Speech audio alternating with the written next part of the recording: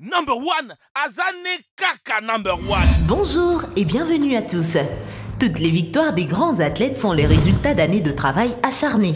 Vous devez vous entraîner tout le temps, dépasser vos limites, vous battre pour la victoire et atteindre la récompense quoi qu'il arrive, surtout quand il s'agit des Jeux Olympiques. Le plus grand des événements sportifs de la planète. Cependant, tous les participants ne sont pas prêts à se battre à la loyale. L'histoire connaît de nombreux exemples de fraudes et d'athlètes qui ont choisi de tricher pour gagner. Aujourd'hui, nous allons parler de certains de ces athlètes. Mais avant de nous lancer, voici la question du jour. Je peux être servi, mais jamais mangé. De quoi s'agit-il? Signifiez-le nous dans vos commentaires, mais restez avec nous pour découvrir la bonne réponse. Et maintenant, c'est parti!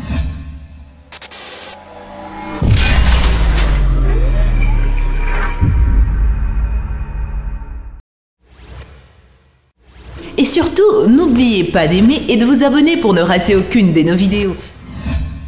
Madeleine de Jesus. Madeleine de Jesus naît le 4 novembre 1957 à Brooklyn, mais participait à des compétitions pour le Porto Rico. Elle faisait de l'athlétisme depuis longtemps. Plus précisément, elle a participé au saut en longueur et au triple saut chez les femmes. Le record personnel de 6,96 mètres de Madeleine a été établi le 24 juillet 1988 à Mexico et lors des Jeux panaméricains de 1987, elle a terminé 5e. Mais comme vous l'avez peut-être déjà deviné, elle n'est pas devenue célèbre grâce à ses exploits sportifs, il y avait autre chose. Aux Jeux Olympiques de 1984, l'athlète s'est inscrite dans plusieurs catégories, mais s'est blessée en faisant un saut en longueur. La blessure était assez grave. Madeleine boitait tellement qu'elle ne pouvait pas participer à d'autres compétitions. Mais l'athlète n'allait pas abandonner si facilement. Alors, elle a élaboré un plan astucieux. Elle a échangé de place avec sa sœur jumelle. Vraiment, cette histoire est digne d'une série télé. Mais c'est arrivé dans la vraie vie. Sa jumelle identique, Margaret de Jesus, a participé avec succès aux qualifications. Peut-être les sœurs auraient-elles réussi à changer de place de temps en temps. Mais la super chérie a été révélée à l'entraîneur en chef de l'équipe de Porto Rico. Il a été étonné et a immédiatement retiré toute l'équipe de la compétition. Et on comprend pourquoi. Si le comité olympique avait été au courant de la violation, cela aurait été un scandale international. La police de Liverpool. Les disciplines olympiques changent avec le temps. De nouveaux jeux apparaissent et d'autres au contraire sont oubliés. La compétition de tir à la corde aux Jeux olympiques d'été a eu lieu en 1900, 1904, 1908, 1912 et 1920 en tant qu'épreuve par équipe. Au départ, différents clubs ont participé à la compétition. Les pays pouvaient rivaliser avec plus d'un club, ce qui leur permettait de remporter plusieurs médailles au passage. À l'époque, on croyait que le tir à la corde était un événement d'athlétisme, bien qu'aujourd'hui il soit considéré comme un simple sport d'équipe. Aux Jeux Olympiques de 1908, la police de Liverpool remporta la médaille d'argent en perdant contre la police de Londres. Les 3 prix sont allés aux Britanniques, mais l'histoire ne s'arrête pas là. Alan Note de l'association Tug of War a déclaré que la police de Liverpool portait des chaussures tellement lourdes que les athlètes avaient du mal à lever leurs pieds du sol.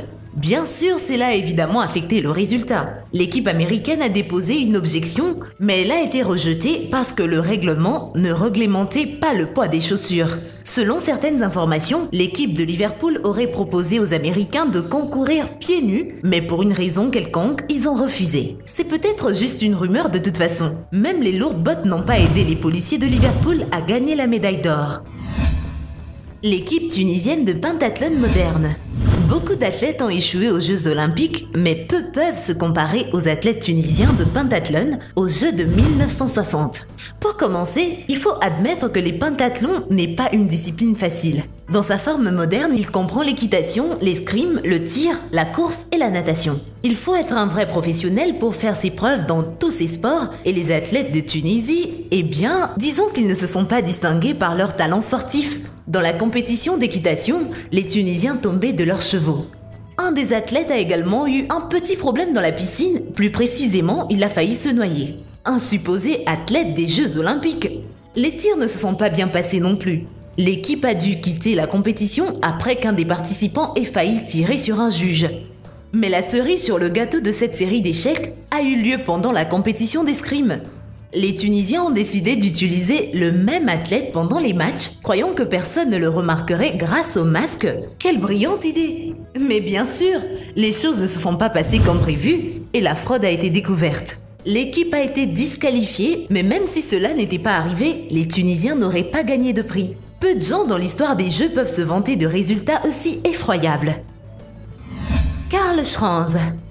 Le skieur autrichien Karl Schranz était l'un des meilleurs à la fin des années 60 et au début des années 70, et certains le considèrent comme l'un des skieurs les plus performants de tous les temps.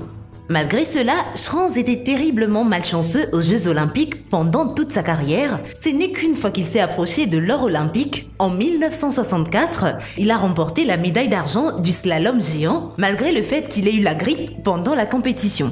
Vous pouvez sûrement imaginer à quel point Karl voulait gagner, mais il n'a même pas fait attention à la maladie et a quand même enfilé ses skis. Il a probablement voulu la médaille d'or un peu trop pour que l'athlète décide de tricher aux Jeux Olympiques de Grenoble en 1968. Il est entré dans 3 événements différents. Les 2 premiers ont été remportés par son rival Jean-Claude Killy. Mais quelque chose d'étrange s'est produit lors du 3e événement. Il y avait un épais brouillard qui obstruait la visibilité et un homme mystérieux courait devant Karl. L'un des juges, un fantôme ou un fan trop enthousiaste. Qui que ce soit, il aurait interféré avec Karl sur la piste. À cause de cela, le skieur a été autorisé à réessayer, mais il s'est avéré qu'avant même la rencontre avec l'homme étrange, le transit a manqué une porte. En conséquence, le skieur a été disqualifié et la médaille est revenue encore une fois à Jean-Claude Killy.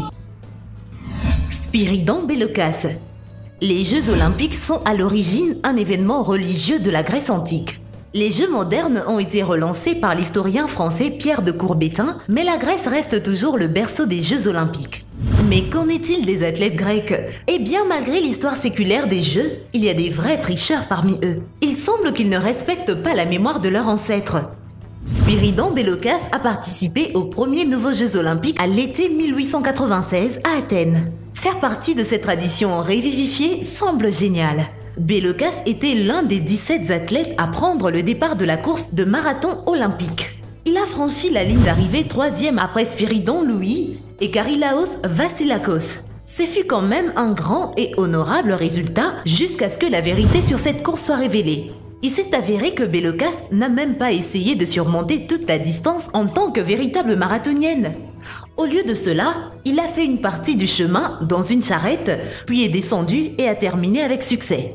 Oui, les tout premiers Jeux Olympiques n'ont pas été sans faille. Bien sûr, Belokas a été disqualifié et la 3e place est allée à un athlète nommé Gyula Kellner. Il était le 4e à terminer. Hans Gunnar Lilienol. De nos jours, nous voyons de nouvelles et des scandales sur le dopage tout le temps, que des athlètes célèbres sont constamment soupçonnés d'utiliser certaines substances dopantes et certains sont même pris en flagrant délit. Les accusations de scandale, les insultes, vous savez que les choses peuvent facilement dégénérer. Cela n'a pas toujours été le cas, mais il y a une première fois à tout, non? Quelqu'un a dû être la première personne à se faire prendre et on l'a trouvé. L'athlète suédois Hans Gunnar Lilienol a participé à 3 Jeux Olympiques en 1964, 1968 et 1972. En 1968, la Suède a remporté une médaille de bronze dans l'épreuve par équipe, mais l'a rapidement perdue, et tout cela à cause de Hans. Il s'est avéré que 1968 était la première année où les athlètes ont été testés pour diverses substances aux Jeux Olympiques et Hans a échoué de façon spectaculaire. Bizarrement, il n'a pas utilisé de stéroïdes ou quelque chose comme ça. Il a été disqualifié à cause de l'alcool. Lilienol a été suspendu pour consommation excessive d'alcool. Après avoir échoué au test, il a avoué plus tard qu'il avait bu 2 bières avant la composition du tir pour calmer son stress. C'est une décision très étrange, surtout quand il faut tirer, mais Lilienol a dû avoir une idée différente. Imaginez la surprise des membres du comité olympique. Tian O'Connor. Tian est probablement l'un des tricheurs les plus inhabituels sur notre liste aujourd'hui. Pourquoi? Parce que ce n'est pas lui qui était dopé, mais plutôt son cheval. Le cavalier irlandais a participé à 2 Jeux Olympiques, 2 championnats du monde et 6 championnats d'Europe, ainsi qu'à de nombreuses autres plus petites compétitions. Il a même remporté une médaille d'or aux Jeux Olympiques de 2004 à Athènes. Mais très vite, il s'est avéré que le cheval de Tian avait échoué au contrôle antidopage. On a découvert que son sang et celui de 3 autres chevaux participant aux Jeux Olympiques contenaient des substances interdites. O'Connor a déclaré qu'il avait nourri son cheval lui-même avant la compétition et qu'il n'y avait certainement pas de médicaments dans la nourriture. Il a également indiqué que le cheval avait été traité par un vétérinaire avant les Jeux Olympiques et qu'il avait reçu des médicaments, mais que leur effet avait cessé depuis longtemps. C'est ce qu'a confirmé le vétérinaire lui-même. Malheureusement, la Fédération équestre internationale considère toujours la victoire de O'Connor comme injuste. Il a été dépouillé de sa médaille et n'a pas pu participer à la compétition pendant 3 mois. Néron. Et pour finir, un tricheur à l'échelle impériale. L'empereur romain Néron était littéralement célèbre pour sa cruauté.